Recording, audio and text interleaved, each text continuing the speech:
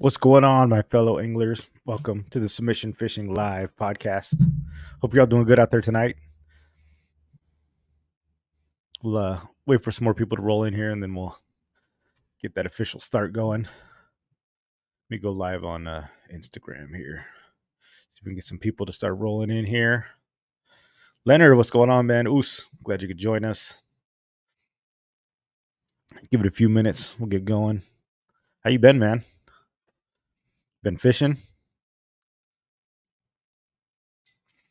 Or not so much?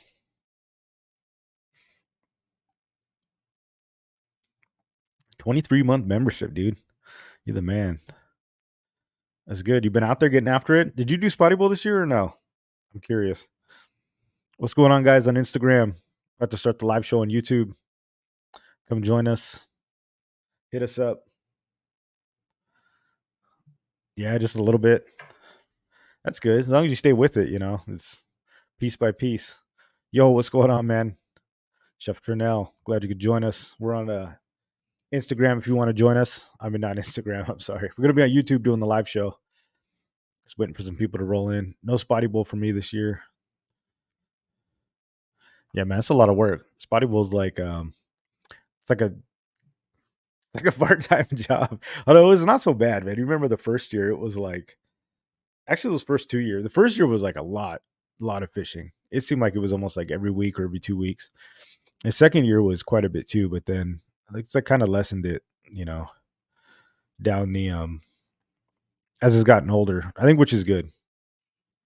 It's still like the long series, but they haven't been killing everybody with too many times.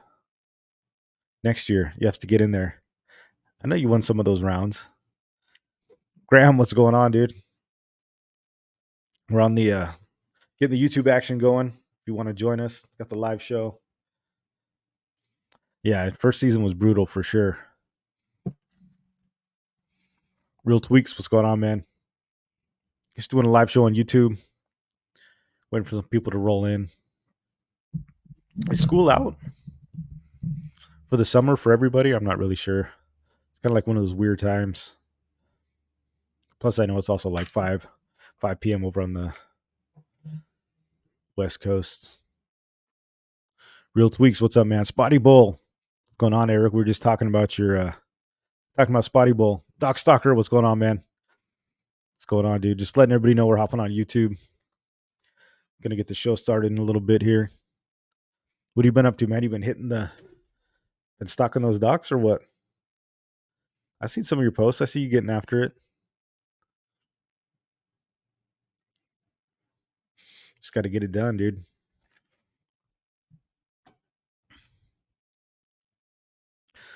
Just picked up a new hobby, disc golf. Yeah, man. I heard it's pretty fun. I've never played it myself, but it's like anything. I know like pickleball's gotten really big too, right? That's crazy. Then the disc golf, anything like that, once you just get into it, yeah, it takes up a lot of your time. I totally get that. Probably a lot more active though. It's pretty sick. Yeah, it looks pretty fun. Isn't where you like instead of the ball, you like throw the frisbee to like try to hit a post or something like that? And it's the same thing. You've got like par and all those other rules.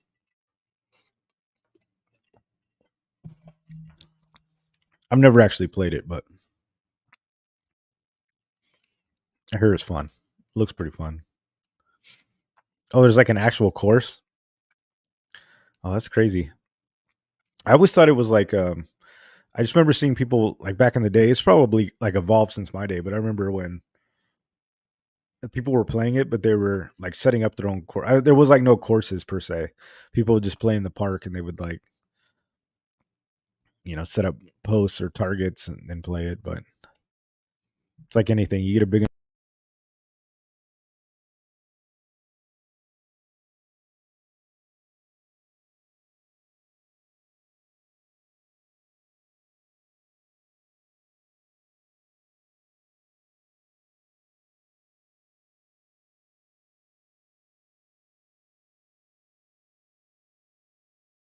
YouTube.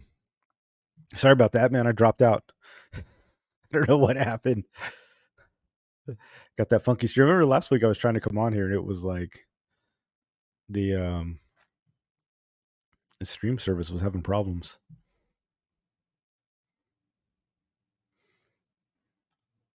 The one in Morley Fields is pretty fun. I'll check it out. I'll do some disc golf research. Doug Rubin, El Sueño Us, what's going on? Glad you could join us. Guys, let's go ahead and get started. Welcome everybody to the Submission Fishing Live podcast. I'm your host, Muto. Glad you could join us. Just got some news stories to go over and stuff like that, and then talk about some fishing theory. Obviously, if you guys got any questions or anything, let me know. And it was kind of a weird transitionary period. We're just out of Memorial Day weekend, school's out and stuff like that. So, yeah, we'll see if we get done. But fishing goes on. That never changes. Graham Oos, what's going on? Glad you could join us. Yes, we are live. We're live today. Last week we did a. If you guys didn't check it out, we did a show with Brett from Fish Bites. If you guys are interested in like fishing scents and stuff like that, definitely check that out. They do a company. They're located out here in St. Augustine, Florida, where they make the product and stuff. But it's like it's pretty fascinating topic and stuff like that. Fake name 39, greatest title of all time. Yeah, fish are stupid. We're gonna get into that. Surprise you. What are you doing over there at 5 p.m.? We're gonna talk about how stupid fish are. But yeah, it's pretty cool. So we got some. Bring up some news stories here.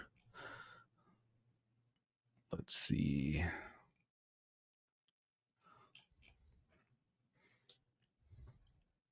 If you guys got anything you want to chat about too, obviously, let me know. Doug Rubin said the Mexican permits are hard to get when the website is down. I called the travel agency and they said they were losing money. Oh, I didn't know the website was down. Is the travel agency losing money or Mexico's losing money?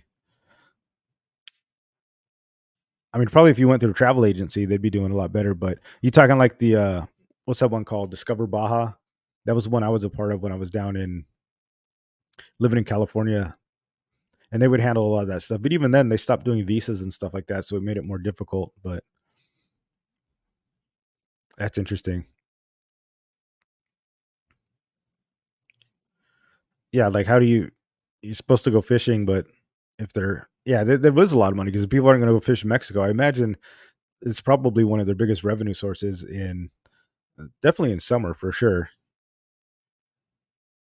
I'm sure like the Tijuana gets the big party scene and stuff, and I know like Acapulco and a lot of those other like small places in Mexico get Cabo is another one that get a lot of tourist industry, but outside of that, it's probably big money loss in fishing. That's crazy. Ironfish says my view is from the Newport Bay from hospital at Hogue. Oh man, I hope everything's all right. Ironfish. Hope you're good, brother.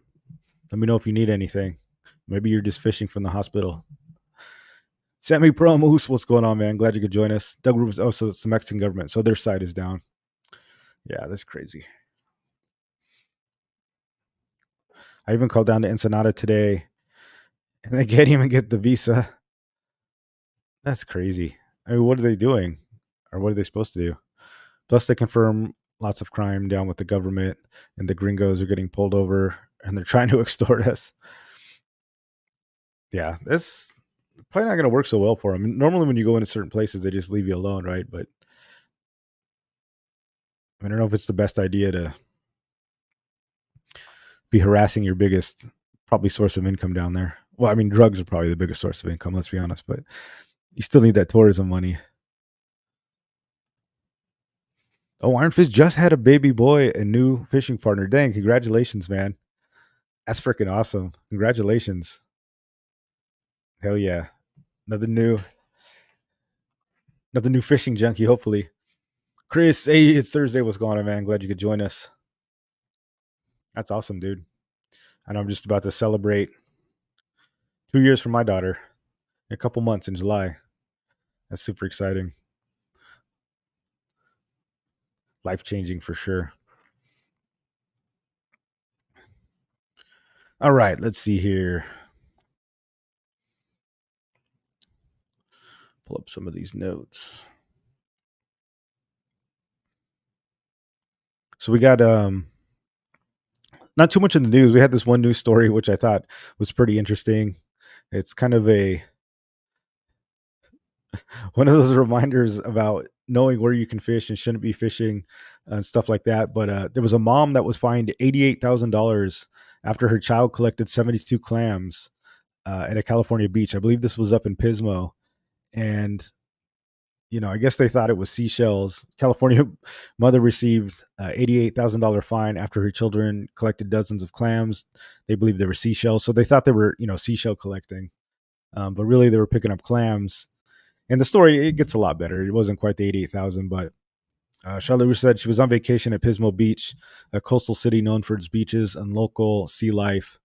In late 2023, the residents dubbed Pismo Beach the clam capital of the world in 1947. They said my kids, they thought they were collecting seashells, but were actually collecting clams, 72 to be exact. Unfortunately, the mistake cost them. Pismo Beach has strict regulations regarding clam harvesting. People must have a valid saltwater fishing license, cannot collect clams under 4.5 inches. There was also regulations around what time people can harvest clams, how many things and how many clams they can have in a bag per day. Authorities issue Russ a citation for fishing without a license and collecting undersized clams, according to court documents.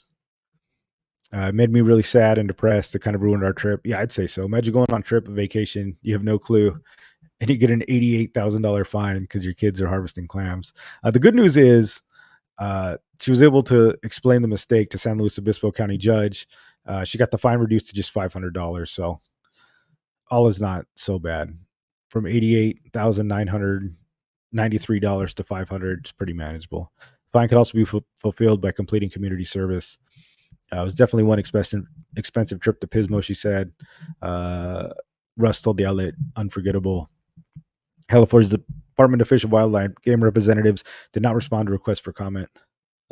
That's crazy. I wonder why they didn't want to say anything. So they straight up just wrote her a ticket for like 88 grand. And then, she had to go before a judge and plead her case and everything. Luckily, it was dropped down big time, but man, that's a big reminder. You got to know where you're going, what you're doing. Obviously, she's not a fisherman. And how are you supposed to know some of those things? I mean, people like us that are anglers that have fishing licenses, it's the onus is on us to know the rules and stuff. But it's just kind of crazy, like what do you do when you're not even fishing? You're just out at the beach. You're at a place where you can't even like pick up clams. That's just wild, man. That's crazy. Probably, honestly, I think it was an honest mistake.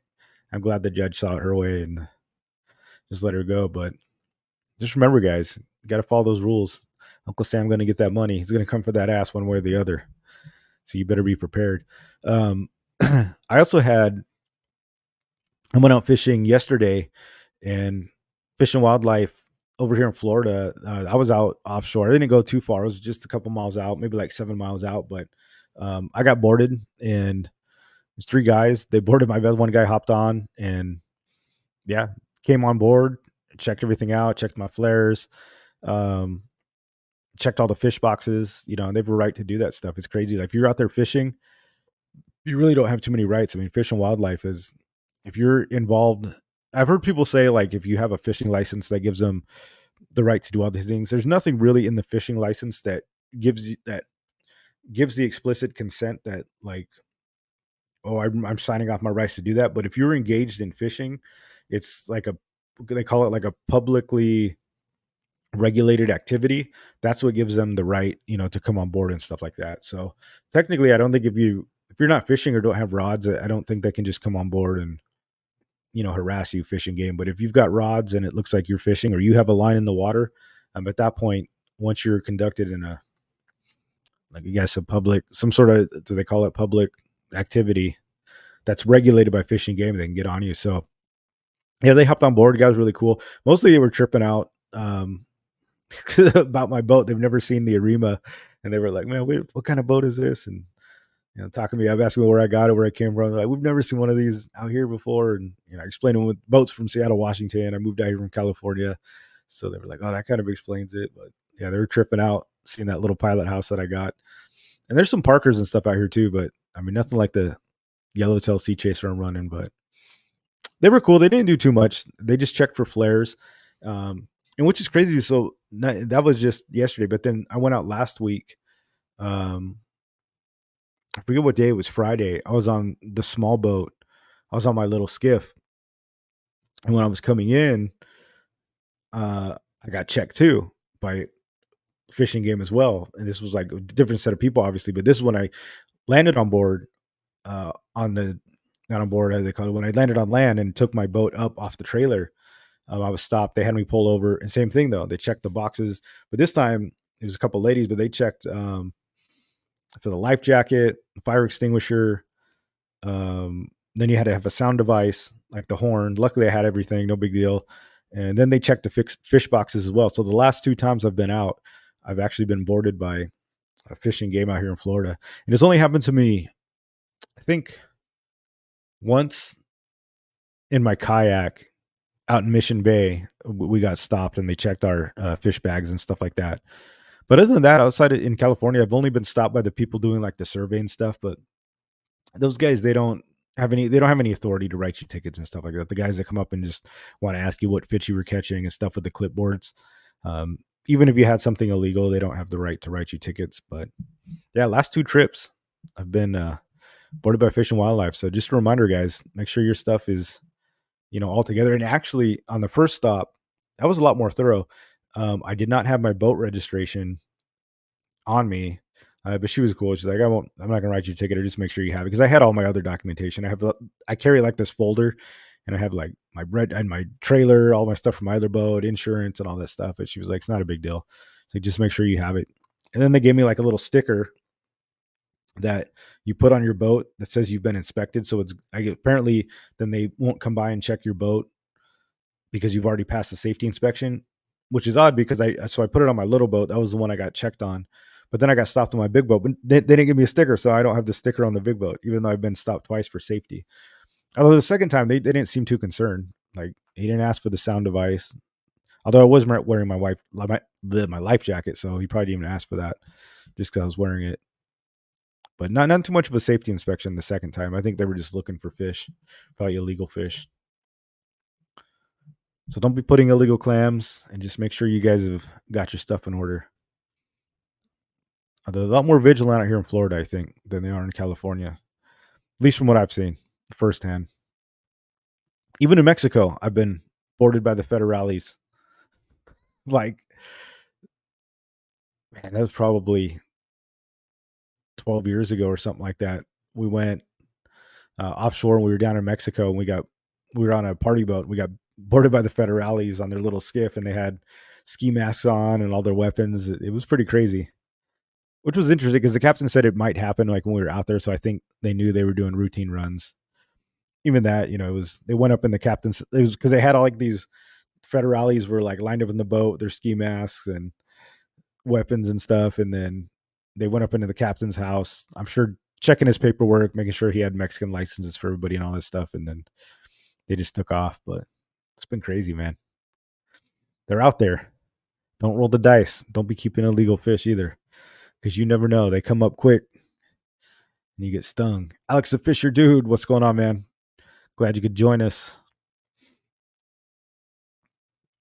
Chris says, honestly, Mexico is overrated, at least from what we can access in our private boats. There's a ton of white sea bass and yellowtail along our coast, especially Point Loma and Del Mar. Yeah, Mexico is if you're looking for, like you said, white sea bass, yellowtail, stuff like that, I would definitely agree with you. The one thing about Mexico is that most of the tuna, I do believe for you, private boats for like day trips and stuff, um, it's not always as beneficial to go to Mexico.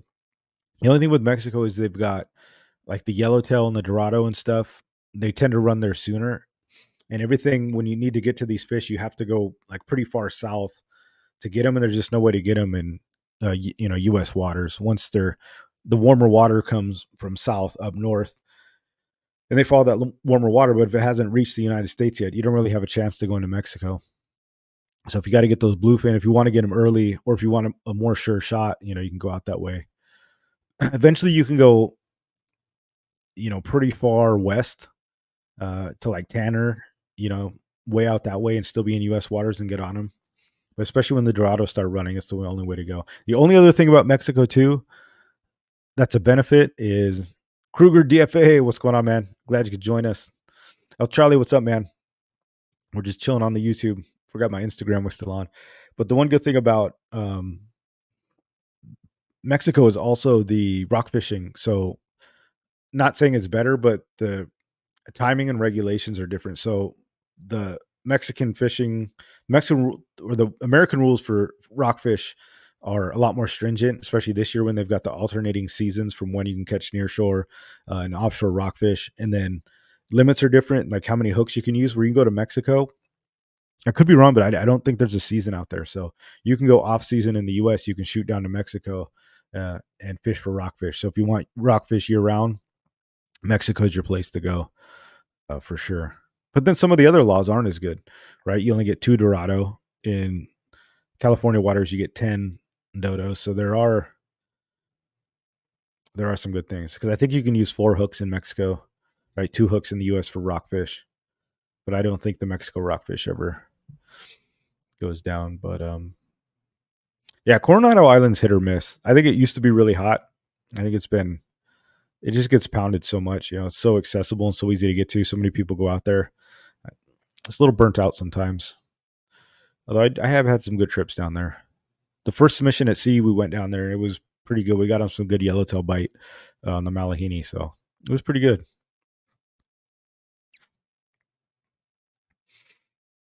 Marcelo Amador, you guys need to load tackle shops in Carlsbad. We've got we're in Pacific Coast Bait and Tackle. I think they've got a fairly small selection, but in Vista, um, forget that place is called Anglers, or Fisherman's. I should know this because I go there all the time, but the name's like not even on the door, so I don't. It's the only one in Vista, right there off the. Peter owns it, but they've got a pretty big order coming in, and they've been carrying it as well. But we'd love to stock them up, man. It's up to you guys. Go in there and harass them, ask them if they got submission jigs. Because then when we go in and ask them if they want to put some on the shelves, if they've heard of it and people have been asking for it, it makes it a lot easier to bring them in for sure. Driftwood fishing, what's going on, man? You said you got stopped during the lobster season. Yeah, they seem to be pretty crazy about the lobster for some reason. I've heard that a lot too. I guess they don't care about the fish. They're just worried about the lobster fishing. I've done charter party boats in the fishing game. Go with us, and every time they board us, we have the worst day fishing. Worse than bananas. That's crazy. I've never had fishing game, and I've been on a lot of party boats. I've never had the U.S. fishing game board a party boat. That's crazy. Yeah, it's like they curse it. Angler's tackle. That's what I'm talking about. Yeah, Angler's tackle off the 78. I always want to call it Angler's choice, and I know that's not it. That's the one in San Diego. Angler's tackle. Yeah, they just picked us up, and so check them out, man. Go get your stuff there for sure. They used to be right next to Harbor.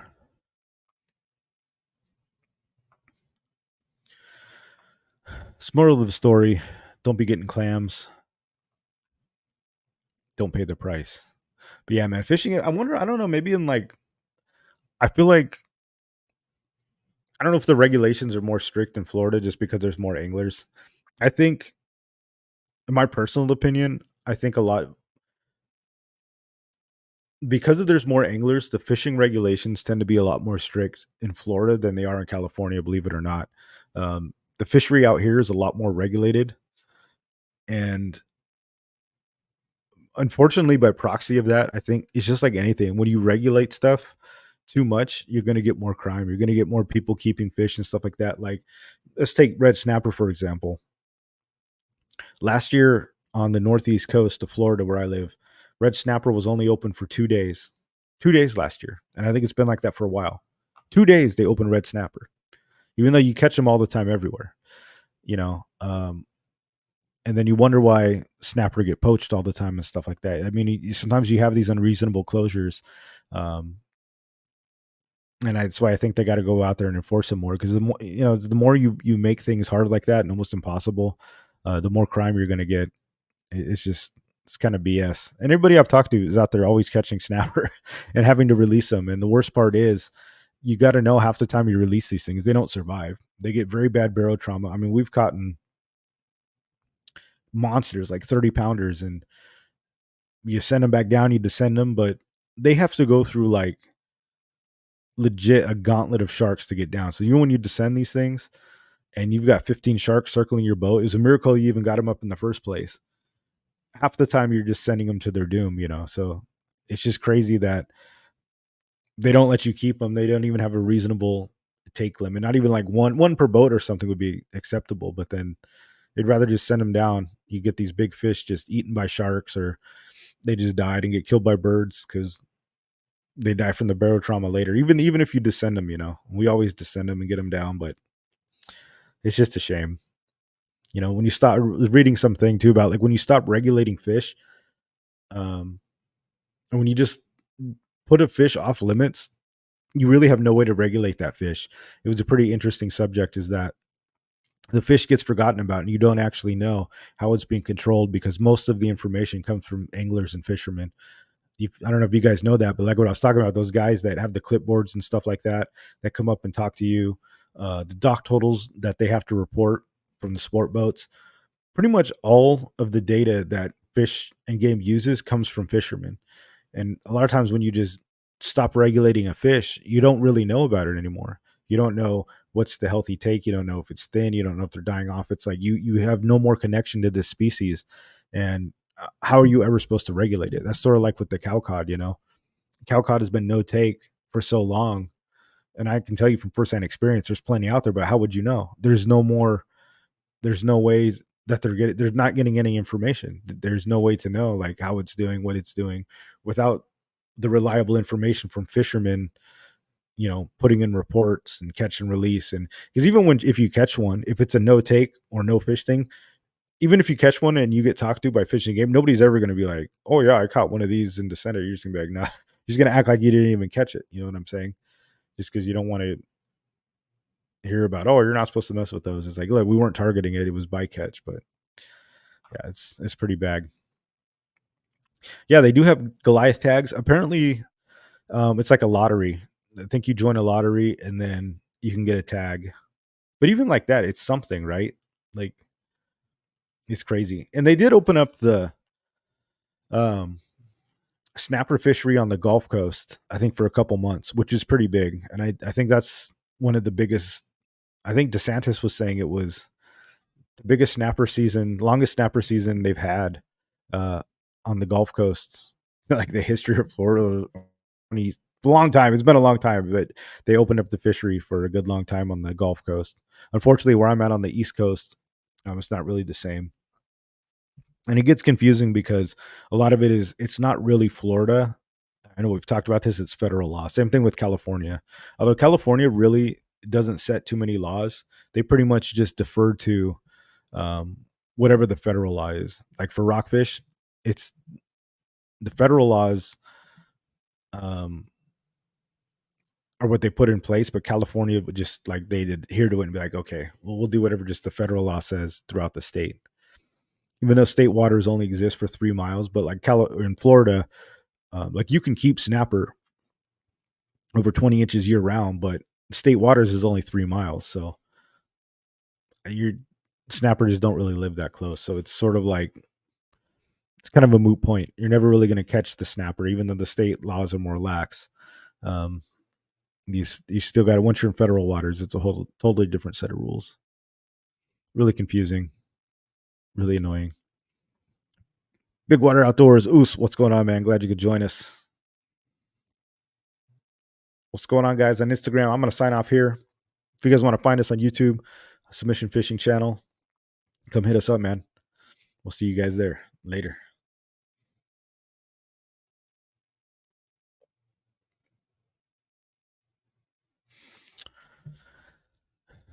Let's see. What else we got on the agenda? If you guys have any questions or anything, obviously let me know. Yes, we oh yeah, talking about laws and regulations. Corey King went out. You guys know him. He's in here a lot, and he was out fishing over by like the SeaWorld or something like that. I think it was this weekend, and I get this text, and he was like, "Hey, I need the codes for like California laws about fishing, navigatable waters, and high tide and mean and low water tides and stuff like that." And he was, I guess, fishing, and he went around some fence and was, uh, I think, fishing spotty bowl, doing the shore pounders.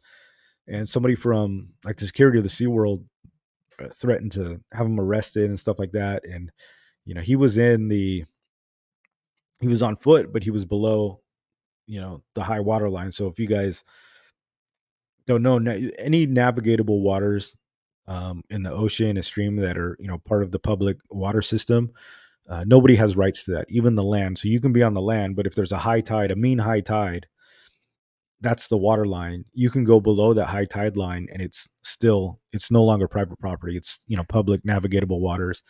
And apparently, yeah, he was texting me, so I sent him out like the ordinances and stuff, and uh, stuff from the Constitution, saying we can be there. And yeah, I guess the cops came out. Like three cops came out Memorial Day weekend. Three cops came out, and he read him the ordinances, pled him his case, and they left him alone. And told security there's nothing they can do, and they just let him fish and do his thing. And it was cool. He called me afterward. We were super proud. It's a few things I love more than hearing fishermen stand up for their rights, and winning. So it was super cool. So just be aware of your rights, guys. Remember, if you're within your right, and you are, know your codes, know your regulations, um, city statutes and stuff like that, and definitely fish. Don't be bullied by these people. A lot of times the cops know the rules, but it was weird. It wasn't even harbor patrol or anything, so it was just normal cops, and I don't think they were as versed um, in the laws and stuff. But they got school. Corey's a lawyer, by the way, so he let him know that. And he's like, I guess said he gave him his ID and then his bar number as well. It was like, if you guys, I'm more than happy to talk to you guys about this. And it was crazy. Just remember, man, people hate fishermen, and people love thinking they own the water for whatever reason. People on waterfront property are like obsessed with thinking they own the water in front of their land, but they don't. In rare instances, if it's like a pond or if it's like a small stream, they might. If it's not uh, navigatable by like a craft, it could be on private land and they could own it. But a lot of these laws come from way back in the day, when before automobiles and stuff, trade was all done through water. And then eventually railroads came around, and then planes and everything else. But, you know, waterways and stuff were the main source for transportation and stuff. And that's where a lot of these rights come from. They're enshrined. People couldn't shut down the waterways, become public, and people couldn't shut it down because the government's like, no, this is public land. If you can navigate through it, it doesn't belong to anybody. So that's where a lot of these rights come from, and they're still valid today. So just remember that. And you can even travel by foot on the water. It doesn't just have to be like a canoe thing. You just got to look at the high water line. And the high water line is basically the high tide line. That's a regular high tide that comes in throughout, once or twice a day. It doesn't mean like if a house floods, like I live on the waterfront, right? I have a seawall, so it's pretty cut and dry. Like I don't have any pitch to the land, it's just flat. So you can walk in front of my seawall at any point. Nothing I can do about it. I do not own the water past the seawall. If you climbed up on my seawall or grabbed my railing or the dock or like the boardwalk I have, that you're on private property at that point. But like you could, even at low tide, if it was mud, which I don't think it gets that low, but you could walk across there, and it's just not land that I own. And up into the mean high tide, and that doesn't mean like a flood. So if there's like a flood or a storm, it's not like, oh hey, the high tide's here, I can walk on your land now. No, it doesn't account for stuff like that. It's within just a normal tide cycle, and it makes it pretty explicit that it does not involve floodwaters and stuff. But if you see that high tide line, and you know that the high tide is there twice a day, and that means You can, even if there's no water there, you can walk on the land there because that is where the tide goes in and out, and it does reach up to that point. You can walk on the sand at that point without having to actually be in the water. Just something you guys know. Lalo Fish, Oos, welcome to the show. Glad you could join us. Big Water Outdoors making pancakes. What, for dinner? Breakfast for dinner? That's not a bad move. Big Water Outdoors says, what's the housing prices in Florida? They're pretty good. They're going up though. I always recommend. I've been telling people to, if you're gonna buy in Florida right now, um, especially where I'm at in like Jacksonville. Jacksonville's one of the fastest growing cities in the U.S.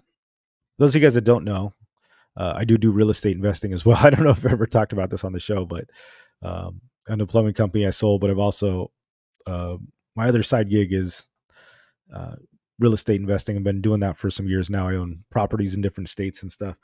And Florida is like, it's a place to be if you want to invest. Some places like Miami, Tampa, they're already like priced out. Like they're too high. It's like they're reaching California prices. But um, Jacksonville, for example, it's still a beach city. It's still a beach town, but um, it's still relatively affordable. You know what I'm saying? If you wanted to live like inland Florida, it's still super cheap. Like if you didn't weren't going to live on the coast and you just wanted to live like in like an hour or two, man, you can get a house probably still for $200,000 or something like that. But even Jacksonville, you can get a decent place for close to the water and a boat ramp. Um, I know, like up the street from me, $300,000. You could probably get a 1,500, 1,600 square foot house, 3 bedroom, 2 bath, like literally less than a mile from a boat ramp for still around $300,000. But it's going up because everybody's moving here from like California and New York. Everybody's leaving the communist states and moving to the free states. So prices, they're going to go. If you guys got money to invest, I would say Jacksonville is definitely the place. It's like the last bastion. It's the last real place in Florida that's like reasonably priced. It's still on the beach, and it's beautiful. If you guys have ever seen videos, I mean, they got white sand beaches, miles of coastline. You guys don't think about that with Jacksonville, but it's like the St. Johns River goes all through the city. There's waterways everywhere.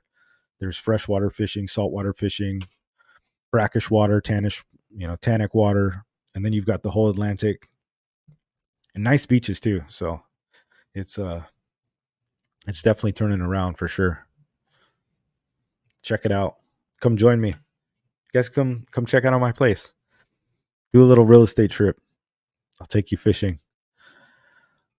But definitely still more affordable than I know a lot of you guys are like San Diego, Orange County, LA. Yeah, it's way cheaper. How's that sheath working out for you? Driftwood fishing. If you guys didn't check out, if you guys see the sheath I got, look at that. This is from ACR Design. I met these guys at PCS, but they got these sick yellow and black dikes. And then the needle nose, got the skull thing. But yeah, man, thank you again for this. I know that they gifted this to me, so it was super cool. I really wasn't expecting it. He just said they're sending me something in the mail, but yeah, it's pretty sick. And I know somebody, I guess, reached out to them and wanted one of the submission setups. I'm not selling them through my site or anything. I'm not trying to profit from them or anything, but he asked me, he said, yeah, somebody wants the whole submission thing. I said, yeah, dude, you could sell it. Make them one. Wasn't trying to cash in on it. But one thing I like is this was my old one, but you can see like all the metal, everything was like rusting out. I think this was just like an Amazon thing, but all the grommets and this thing's only maybe like a year and a half old, but everything is just starting to rust out, which was crazy. And when I didn't really ask for anything, but what I liked is that there was no, because I didn't even know I was getting this, but when I got it, I was surprised because there's no metal on it, which is actually huge because then there's nothing to rust. I just thought it was pretty awesome. So it was like pure leather. And I'm like, dude, there's also one of the biggest things I hated about this other one was the metal, grommets and stuff started rusting out, but that's pretty sick. It's all hand stitched, or probably not, probably machine stitched, but all handmade and pretty sick. So ACR Designs, check them out, guys. You can hit them up on Instagram, I'm sure. It's not just the submission one. They make whatever. If you guys got your own design, they do the custom sheath. So if you guys got your own logo or stuff you want to get put on there, definitely hit them up. They do some custom work. It's pretty sick. So that sheath looks fire. Yeah, it was pretty sick. Oh, that was you that asked for it. Oh yeah, because he was like, yeah, somebody wants the submission thing. Because he was asking how you want to do it. He's like, is that just a license? I was like, dude, I was like, you can make one. No big deal. Lifetime warranty and everything. Yeah, that's pretty sick, dude. I was super hyped when I got this thing. I'm not gonna lie. It's pretty badass. Never had my own custom sheath before. Not gonna lie. Damn, we're still just on getting out of the news stories. Yeah, we got the podcast. Just remember, you got submission at sea. If you guys do want to go fishing with me, we're doing a 2-day trip on the Voyager with Captain Hell. Check that out. That's coming up in October 24th through the 25th. We're gonna go probably way out there, out to kind of past Tanner. We're gonna look for some spots that haven't been open for a while for rockfish, and then probably tuna at night, rockfish during the day. Should be super fun. So go to submissionfishing.com if you want to check that out. We also got the team jerseys. I know some of you guys have got those. You've been sending me pictures. Those are pretty sick. But yeah, check those out for sure. Let's see. Oh yeah. Okay. So the whole point, my title was saying fish are stupid. So the reason I got this title was because I think sometimes we could be better fishermen if we stop overthinking fish so much. So I gave a speech at the Salt Strong event a couple weeks ago. I was their guest speaker and I was talking, and somebody came to me afterwards and was saying, like, how do fish eat this? Like, he's like, how do fish eat these things? Why do I think he was like skeptical, like how can fish eat them because they're just a piece of metal. And I wish he'd asked that question when I was doing the things. I did have a lot of questions and a lot of good questions. A lot of guys are really into it. But the reality is, and I know I've talked about this before, is that we tend to think of things as human beings and not as fish. And really, I think that kind of stunts our fishing sometimes, and we overthink things, and it puts us in a bad spot. Um, and we start overthinking everything. And the reality is, fish are stupid. I mean, let's just be honest. They have very small brains. They're not mammals. They don't play and relax. And you watch the dolphins. They go out there, they raise kids, they have fun. Killer whales are flipping seals around, enjoying themselves, but they're also eating. But they have families. Fish aren't like that. Fish exist to basically eat and mate and be eaten by other fish. If you're born a bait fish, your whole life is basically to be eaten by a bigger fish. And when you're a bigger fish, your whole life is just to eat and then be eaten by either humans or another fish. But the reality is that they're instinctual animals, and outside of fishing and or eating and mating, um, there's not much else in their cognitive reasoning, that exists. And what as humans we try to put ourselves in fish's shoes. Like we see something. This is what I was explaining to the guy. Like we see a jig or something, and we're like, "Oh yeah, this works." Like you can see a worm or a paddle tail, like a soft plastic, and you're like, "Well, yeah, that totally makes sense." Like fish eat worms, right? Like in the freshwater game. So you put a plastic worm out, you're like, "Oh yeah, I can totally see that. I could see a fish eating that." In reality, you can see yourself seeing a fish eat that because fish eat worm and stuff like that. So when you see a plastic worm on a hook, in your brain, it makes sense. Like that's something that you can relate to. When you just see a piece of lead, a solid piece of lead that's painted, your inkling is to think, well, nothing's going to eat this thing. It's a solid piece of lead. But what you're thinking is with your own human brain, you're thinking this is a solid piece of metal. It doesn't move. It doesn't wiggle. And who's going to eat a solid piece of metal? Like even in your own mind, like you could be tricked into eating a piece of worm, right? Even when you think of like gummy worms and stuff like that, you have that relation of like something that can be eaten. When you see a piece of solid metal, your mind thinks, oh, it's nothing is going to eat this thing. But in reality, a fish doesn't know that. A fish doesn't know that this is a piece of lead. A fish doesn't know that this thing is soft. A fish thinks that this is another fish that's dying or trying to flee that can be eaten. It doesn't have the concept that it's not soft, that it's not another fish. It thinks that it's a fish and that it's something that could be eaten. And when the jig is falling, the fish isn't concerned with thinking what the material's made out of. When he bites it and realizes it's hard and he doesn't get hooked, that's a different story. He's got the sensories now at this point. He's going to take off. He's going to realize it's not food. But if you're always thinking, getting in your own head about what a fish wants, you get hung up on so many things, that don't really matter. Fish are really instinctual animals, and they use just a couple things to a couple sensories to catch fish. The first and most important is the lateral line, which I've always talked about on this show. All fish have it. It's a series of pits, that have like hairs and sensors that are internally inside their body. This is a fish's sixth sense. They can feel pressure. So they know when they're up against a piling. They know when something has fallen in the water. Anything that ripples, any change in the water pressure. This is the first thing that alerts a fish to what's going on. Some big fishes, some sharks, lateral lines can sense movement in water, um, like a mile away. And it's not even just the movement. They can differentiate between a wave and like a fish, thrashing about or something that's injured. The same thing with the spotted bay bass or a redfish. They can sense when something is coming down from the top. That's like their first sensory alert. And this is what the things you need to use in order to be, a better angler. Instead of just thinking, oh, something like this isn't going to work. Think how the fish is thinking. They're using their senses. The lateral line, and this is why slow pitch jigging works so well, is the first cue that a fish gets with a slow pitch jig is the way that the jig is falling. You ever notice how you get bit on the fall or when you're pumping it a few times? It's because they're sensing that dying bait fish action, or they know something fell. Maybe a bird flew over and dropped some bait. Maybe it's a bait splash. Maybe somebody threw something in the water. That's what the fish understands is happening. Secondly, is their sight. The fish have really good sight, but it doesn't really help them in dirty water, cloudy water. Where I live here in the St. Johns River, we have what's called tannic water. The water is Tannic is it's basically like tea. It's brown because it's the organic material is broken down. All the leaves and stuff that fall off the surrounding trees basically fall in the water. The organic material dissolves and it basically stains the water. So when you look through it, even when it's clear, it looks like tea. It's that same like tea brown color. It's called tannic water. Um, and when the sand kicks up, it's thick. When you guys know you go offshore and there's a big current, you cannot see anything in the water.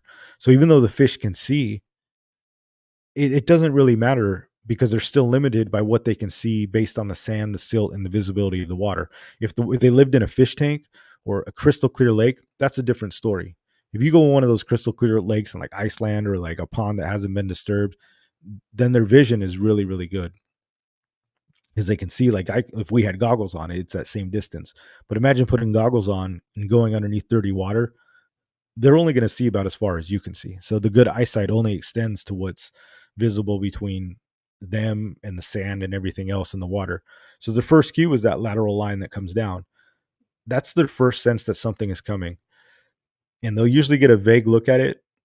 But by the time they go strike, they're not concerned with that. They can't even see it by the time they get there. They've already committed. A lot of these fish are opportunistic predators. They know other fish are around. That's when they go up and strike it. You guys ever get like two fish on one jig? It's sort of the same story. Something is coming down and they want to eat. Multiple fish will attack it. So they're not like looking at this thing going, oh, this is a piece of lead coming down. That's a hard piece of metal. That's definitely not food. They don't know that. All they do is they have that feeling, um, and they're feeling the jig come down, and that's what creates the bite. The second one is their sense of smell, or the third one is their sense of smell. So their sight, the lateral line, and smell um, is the other thing that comes in. The jigs don't have any scent to them, so they're just feeling, the fall. But scent is another big one. A really bad scent can put them off. That's why you have to be careful with, fish on gasoline or having suntan lotion on your hands and stuff like that. But scent's another powerful thing, that you can use. But I find they don't even attack scent so much because the scent can be dictated by the current. So they don't always smell. If they're standing down current of something, they're not always going to smell what they're going to attack. So uh, scent is definitely good if you're like baiting and waiting, where you can throw out like a fish bites I had them on. You go check out their show where they talk all about scents, which is crazy. Or a live piece of bait, right? That's bleeding, or a live fish. You can soak something like that, and they'll come find it because they can sense it with the smell, and then they'll come by and eat it. Something they can expect. Um, but yeah, it's just we as fishermen we kind of relate things to how we want to do it, but I think sometimes we give fish too much credit for what they actually are, and they're not the brightest thing in the world. Their whole job is to eat and mate, and that's about it. And so start thinking, how can I exploit the other senses that fish have in order to get a bite? And I think you'll be a lot more successful. I think the biggest thing is finding the fish is a lot more important than actually trying to trick a fish to eat, a certain bait. It's finding them is probably like 80% of the battle, and then hoping they bite. But even then, if they're hungry, sometimes they don't want to eat. There could be fish right there and they're just not interested, because they eat and mate, but they're not always hungry. If they feasted 2 hours before you got there, it's not going to be, even when they feel the jig coming down, it's not going to be worth their time to go eat it, if they're already full. So there are other factors that go in, but yeah, I just sometimes I even go to tackle stores too, and I hear people just like, be honest, here's sometimes some old timers just telling all these tales, just romanticizing about like, oh, the fish that you got to tie it this way, and then you trick them like this, and they love this specific color when it's only on this side of the left side of the jig, and with the eye here, and then you bend the hook of 45 degrees this way because the fish will watch it. As it's like, y'all overthinking this thing way too much. The fish don't care. Like, that's for you guys. That's for fishermen. That's for you to just like, and there's nothing wrong with that. Like, I like sitting down in my garage and tinkering with jigs and retying stuff and coming up with things too. But um, I don't put human emotions into fish when you're fishing, and I think it'll simplify your game a little bit. More importantly, is to find the fish, put something that they'll eat, and you should be good to go.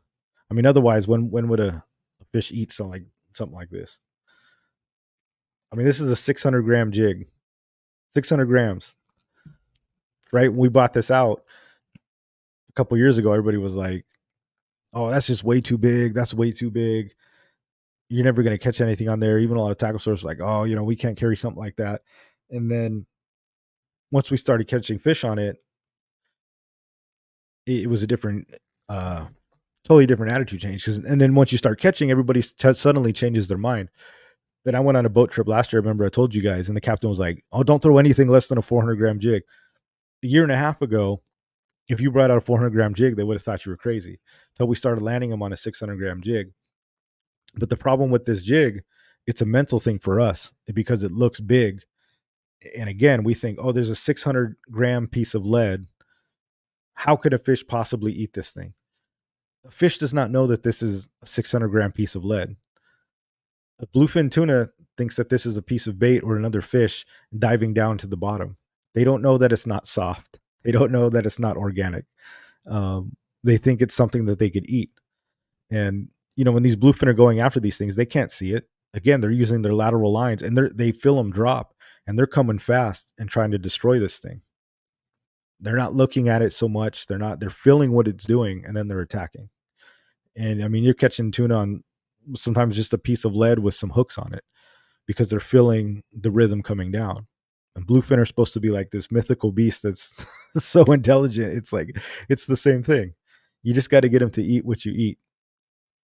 And how long were we missing bluefin bite because we trying to chicken with something fancy because we couldn't get deep enough because nobody wanted to throw a jig this big, thinking, because people are thinking nothing is going to eat a 600-gram piece of lead, but in reality, a fish just thinks that that's a big mackerel or something falling down, into the ground. So it's just some advice I want to give you guys. Fish are stupid. Find the fish, and then you can get them, and then exploit the conditions. I think in freshwater, it's a little different where it's clear. I'm primarily a saltwater guy, even though I know our jigs work in freshwater. People send me a picture of bass all the time, but definitely where you got to use the worms, the senkos, the more of a finesse thing. Uh, Definitely, I think you got to factor that in. When you're in crystal clear water and you're really trying to entice a fish with, slow worm or senko, where they're like looking at this thing for a long time and they're trying to approach. I mean, I think that's a point where you got to consider some of those other things about realism and stuff and really trying to trick a fish. But, even then, if a fish thinks it's real and edible, that's really the only thing that matters. Not what we think is real and edible, because otherwise we wouldn't be eating anything, right? We wouldn't buy anything. But it's all about what the fish perceives, not necessarily what we perceive. And that's basically what I had explained to this guy, and he kind of got it. He understood it, and he's like, "Oh yeah, that makes sense." And I just told him, "Hey man, just follow our Instagram. If you don't think these things work, go check it out. Check out our Instagram. We've caught basically every single fish from like every coast on these things." I was like, "Trust me, the slow pitch jigging works. Like, we figured it out, man. The fish go wild for that thing because we're trying to exploit what fish use to eat and not what we think that they should be eating, using their senses against them to create basically the perfect bait to attack fish, exploiting the lateral line, letting them feel it, and then when it falls, it looks real to them. They just see this wobbling thing. It's making a motion. They don't know it's solid. They just think it. I mean, have you ever seen a dead fish, a dying bait fish? Those things are stiff as hell. They're not wiggling around and flopping, like we think they should be. Just kind of my 2 cents. And I think that's just something that's really helped me out, because I remember early on, even I was like, I never really used metal jigs, like even cast masters and stuff like that, because I was like, what's going to eat this thing? I was anything going to eat these pieces. I remember like being like that. See, I remember talking to somebody about this like years ago. Oh, I don't ever use like spoons and stuff. I'm like, how do those get bit? I just didn't really comprehend it until one day I started throwing slow pitch jigs in the middle of the bay and catching spotty by accident. And then I was like, well, totally changed my perspective on why fish eat and what they eat, and being like, damn, these fish are stupid as hell. Then realizing I'm just being tongue in cheek. They're not that stupid, but you're just exploiting how the fish, using the fish's senses to make a bait that they're going to eat this thing. You know, once they taste it and bite it, I mean, that's a different story. If it's fake, they know it's fake, but usually with slow pitch jigs, you only need one shot, But you even seen some of the wackier stuff that goes out there. It's crazy. Fish, you can catch a fish on a lot of stuff.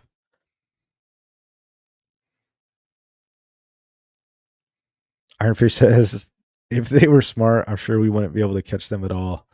Lure and only on a live bait. Yeah, 100%. Because like even sea lions know, like, if you hook a live bait, when you're live bait fishing offshore and you hook a fish through the nose, sea lions know that bait is hooked through the nose, and they eat the bait and they leave the head.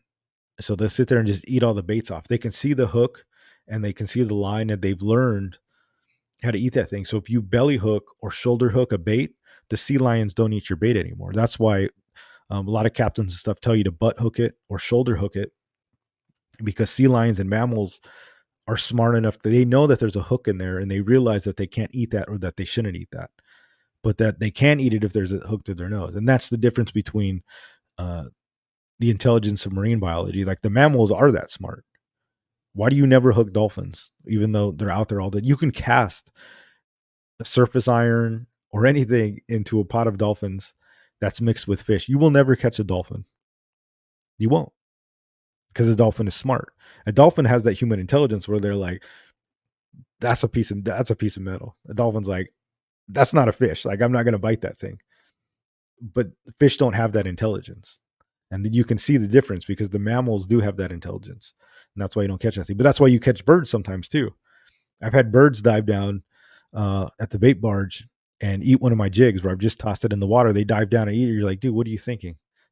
Because they thought it was like a bait too. They thought I was like chumming or tossing baits into the water. I've had birds go after slow pitch jigs. Like, it's crazy. But even birds, I think, are more intelligent than the fish. But you ever heard the term bird brain? Like, they just got those small brains. Fish got pretty small brains, man. And they're fun. They know how to fight, but they're instinctual. They're not capable of sentient thought. Driftwood says, I've had to wait on a sinker rig and get hit all over the live bait, and it's a trip. Yeah, same way. Don't get me started on the fly. Oh my gosh. I didn't even think about that. Don't get me started on fly fishermen and how smart the fish are. That's pretty funny. I've never been fly fishing, but like I could totally see that. That's like fly fishermen seem to kind of be like an older, although fly fishing looks fun. And I do want to go fly fishing at some point. It seems like something I could really get into. Like it seems cool. Like it's active fishing. Like that's definitely my style. But I could also see, and I know nothing about the fly fisherman group. It's a huge industry. Uh, it's a big deal. But they're a group of people I could totally see like totally romanticizing like the intelligence of fish for sure. That's pretty funny. I could totally see that. Sitting down, tying the flies, right? Like if you have one thread off, they're like, "Oh, that's not going to get bit. The trout's going to know. They're going to see that it's got a green thread that's off by a quarter of an inch. That thing will never get bit." 100%, man.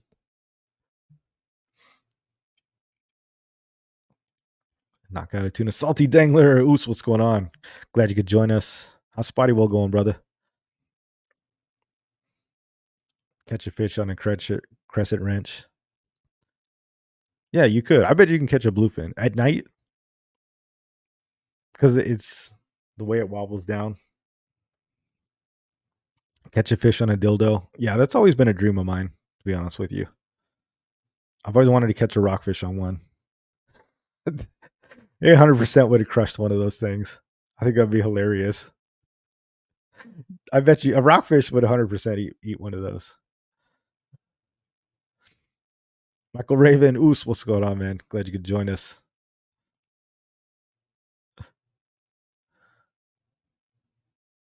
Fly fishing is whacking off on the water. Fly fishing looks fun. I'm not gonna lie, like it seems really active and cool.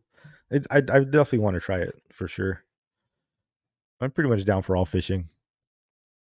It's just not enough time. It's like I keep saying I want to go freshwater fishing, but I never do because it's just if I fish once a week, once or twice a week, it's like I'm going out.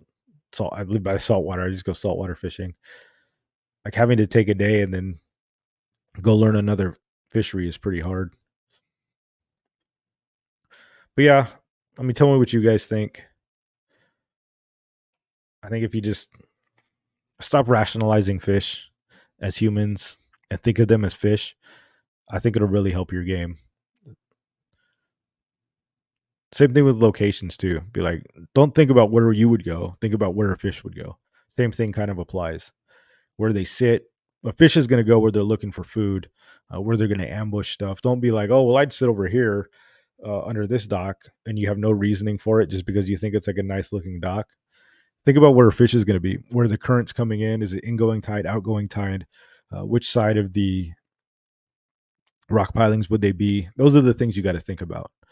Don't think about where you would go if you were a fish. Think about where the fish is going to go because it is a fish and what it's doing. And its whole reason for existence is probably just eating and waiting for food. So post yourself up where that fish is going to post up. If it's incoming tide, make sure you're throwing your bait down the tide so it's coming into its face naturally and stuff like that. I think you guys have a lot more success. So disrespect the fish. Don't give them the credit. Don't give them too much credit. That fish works for you. Remember that.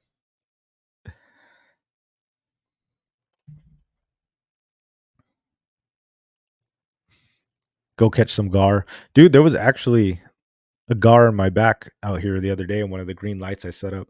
I saw it swimming out there. I don't know if they were jig fish though.